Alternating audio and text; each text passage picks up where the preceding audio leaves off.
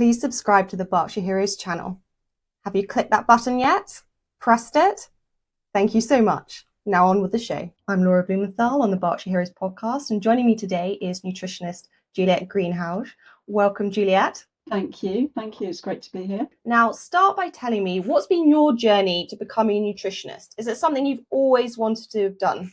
Yeah, so I did food nutrition at school for O-level, which is what it was when I went to school, and absolutely loved that. And then I did an undergraduate degree in food, and then decided that I wanted to qualify as a nutritionist. So did my master's, studied during lockdown to do that. And then also because my family and my husband's family have a history of type 2 diabetes. I know the power of food to heal people and also to prevent disease, and that fascinates me, and that's another reason why I wanted to study and become a nutritionist. And you specialise in supporting women going through the menopause. What drew you to that area? Partly because I am a woman of that age myself. And I just feel that there isn't enough help for women at this life stage, let alone from the medical profession, but obviously from a nutritional point of view. I think women are very confused, and I felt that it was something that I could really help them with. I'm very aware in my place of employment that everyone seems to talk about the menopause a lot more now than 5-10 years ago. Do you feel as if society's ability to talk about menopause a lot more openly is helping women take their health a lot more seriously? Yeah, I think it's really great that there's so many people that advocate for the menopause now and are talking about it. We feel able to talk about it as women, and as men. Men are very interested as well in helping their partners, and I think that there's definitely more of an open platform for talking about menopause and how it affects women. Because at the end of the day, it's not a disease, it's just a life stage that's going to happen to 51% of us. So it just seems crazy that we haven't talked about it openly until recently. And why do you think that we are a lot more open talking about it as a society and workplaces? Like, what's changed? Is it the rise of influencers and women sharing their lives a lot more, and vulnerability and honesty being a lot more in vogue? Yeah, I think that people like Davina McCall have really brought it to the forefront, have made programs about it that women have watched, and I think a lot of women have kind of realized, oh wow, that was happening to me, and I didn't realize that it was part of the menopause, because you assume that it's just hot flushes and night sweats and that's it, that's all you get. But there's so many symptoms, and I think it's amazing that that they're being highlighted by so many people in the media. Louise Newsom, the menopause doctor, she is an amazing source of information as well. And when women come to you going through the menopause, don't really know what to do, what do you advise them when it comes to not only nutrition, but also exercise and hormones? So there's been so much that we've discovered in terms of how to manage our nutrition, how to exercise, how to manage our lifestyle habits. So I always focus on those three pillars, really. And I tell them about the types of nutrition and how nutrition can help them to, I don't like to use the word balance hormones because that's not really what's happening, but to optimize their hormones. And I'm not just talking about the reproductive hormones, I'm talking about the metabolic hormones as well, like insulin and leptin and ghrelin, hormones that tell us we're hungry, tell us we're full. And all of that's very important, especially where they want to manage their weight. They need to learn how to manage those hormones and how they can actually make sure that they feel fuller for longer when they're eating, so that they're not snacking. And that's principally by eating a lot more protein and fibre, which I think is often lacking in a lot of people's diets in a balanced way. And I know that, 95% of the UK adults do not eat enough fibre. So that alone is something that I teach them, among very many other things. And also exercise, making sure that they're doing some kind of resistance training, because after the age of 30, we're losing 1% of our muscle mass year on year.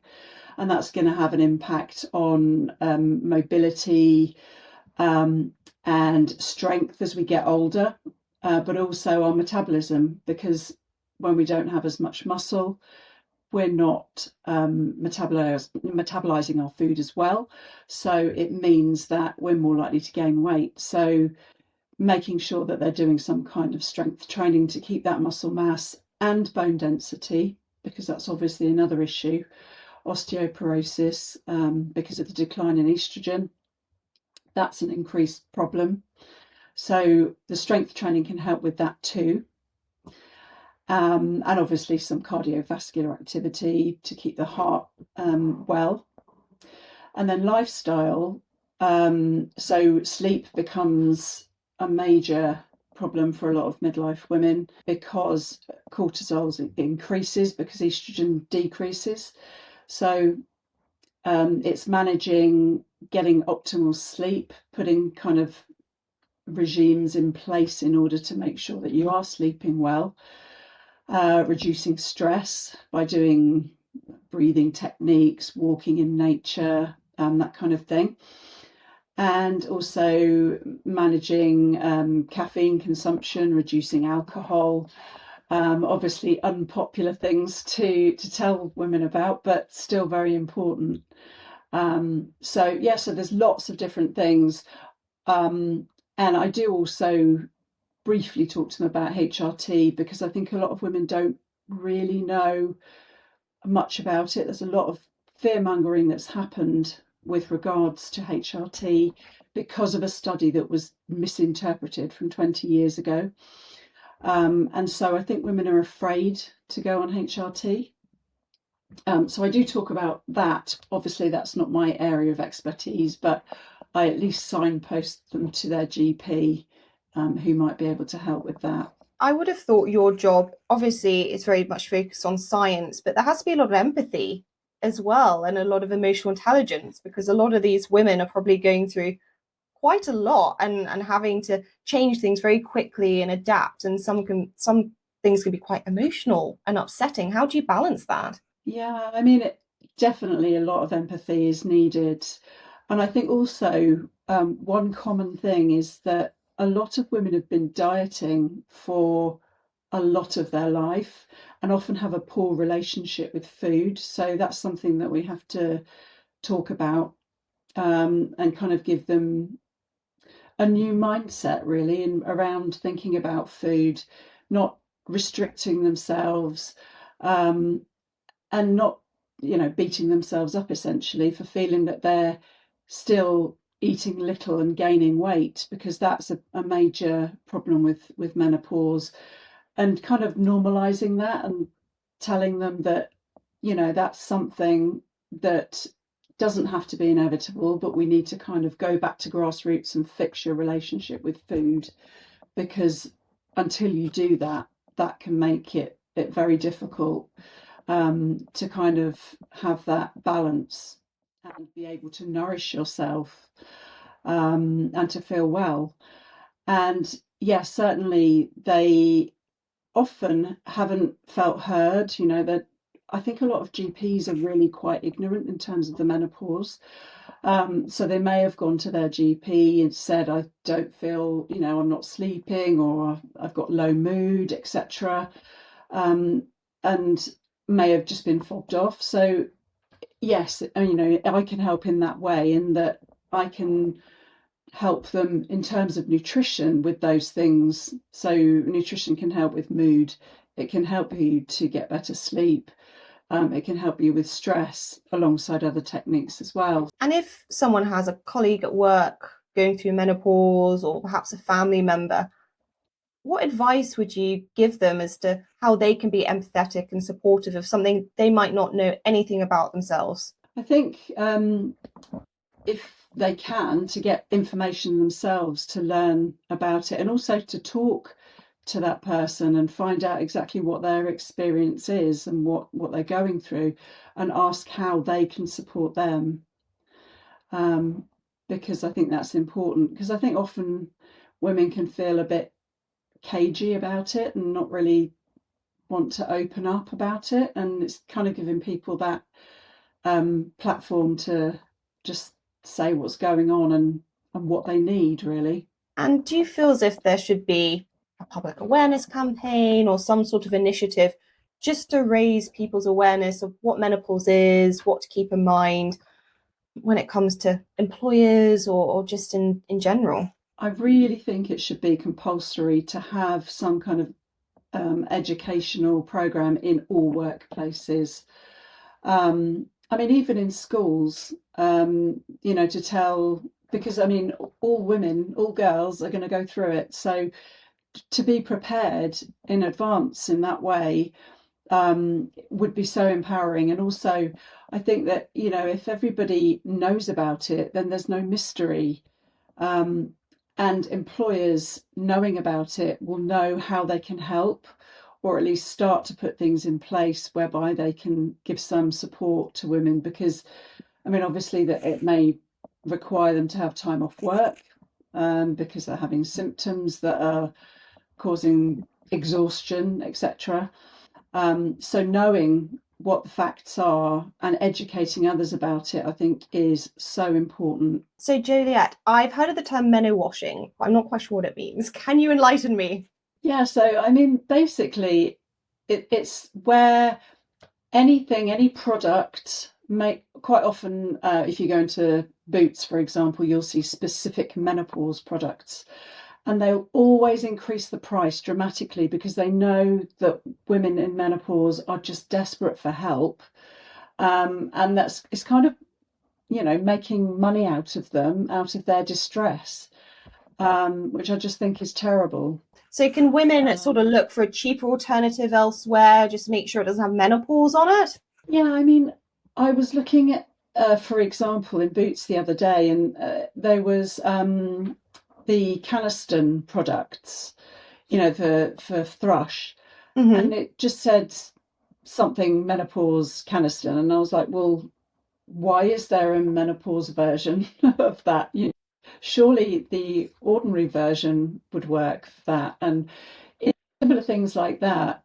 And also particularly supplements. So there's various supplements targeted at women in the menopause, and most of, in fact, if not all of them, are completely unnecessary. If you feel that you have a symptom that means you might be deficient in something, then you should be going to your GP for a blood test, not taking a blanket supplement hoping that it's going to help. And I just feel, again, they're marketed at women, because they feel vulnerable, they think it's something that might help. Often in Facebook groups, I notice women are always asking about supplements, and they're taking all sorts of unnecessary things that don't have any science behind them. I'm just thinking when I was at school, I don't remember in any of the classes about biology or anything about talking about the menopause or anything. And I feel as if I've learned most about it at work because my old workplace, a lot of my colleagues were very open about going through the menopause, how it was affecting them, how it was affecting their work, what support they needed, which was great, very, very eye-opening to me. Yeah. And also just in the sort of general HR background, they ran sort of menopause sessions like online that you could just attend, just find out what was happening. And it was run by Peppy, which you must know all about. And they seem really great as a support for women to go through menopause. And just really eye-opening. I just thought, no one's ever told me about this ever. I mean, you've got a million one things in your mind. Googling menopause is probably not on the top of your list. So Yeah, actually just having in the workplace someone to come in to be like, this is about health. This is what it's about. And every workplace, it's it's in their interest to keep their workforce healthy and feeling like they can talk about various issues. So I just found that so helpful. I didn't know if you had come across that anywhere else, or if you think that's a growing phenomenon. I think it is becoming more and more common in workplaces for employers to actually have those kind of workshops and talks, which is great. But yeah, it should definitely be in every workplace across the country. And when you think about your career, looking back, what do you wish that what do you know now that you wish you'd known at the start if it was about being a nutritionist or the menopause? Yeah, I think it's that this thing of what I was saying about women having that poor relationship with food, because if you're working with somebody, you've got to know that it's going to take extra work for you to help them, um, and also the fact that they might have gone elsewhere, as I say, to their GP, who didn't really know what to do with them. And I mean, that's something that I'm kind of learning now, that a lot of women just don't have that time from somebody and empathy to actually deal with what they're going through. Um, and yeah, so that's, I mean, you can look at it from a scientific point of view, but yeah, you do have to give them that care and support as well. And why do you think that this just hasn't been talked about or addressed, or GPs perhaps given the support that they need to talk to women about the menopause? Is it because women's health hasn't been treated as seriously in the past? Is it because it's been seen as a very much taboo subject? It's about women's bodies. What do you think you've seen over the years? I mean, I think in terms of when I was growing up, what we heard about the menopause, it was talked about in whispers, it was the change, and it was, yeah, it was very much cloaked in mystery. We didn't really know very much about it at all. Grandmothers didn't really talk about it. Mothers didn't really talk about it, maybe a bit more so now. Yes, and I think definitely it's that, yeah, women's health has just been kind of put on the back burner, really. And of course, doctors don't actually receive very much education on menopause when they're doing their degree. So yeah, so they're not really fully equipped to be advising women. A lot of them actually are now still in the dark ages in terms of HRT. They think, oh no, you shouldn't be going on it. It could be potentially dangerous, or in addition to that, that you should come off it, which definitely isn't the case. The studies are showing you don't need to come off HRT. And yeah, so definitely GPs really ought to be educated across the board on it, because I think there's an awful lot of women that the care in terms of menopause is very patchy, depending on whether your GP has done an additional course, or done a bit of education or a bit of reading themselves. And when it comes to menopause, am I right in thinking that it can be different for every woman? They get different symptoms. It's not the same, definitely, for every single woman. And is it something that can be managed with good diet, good exercise, good mental health?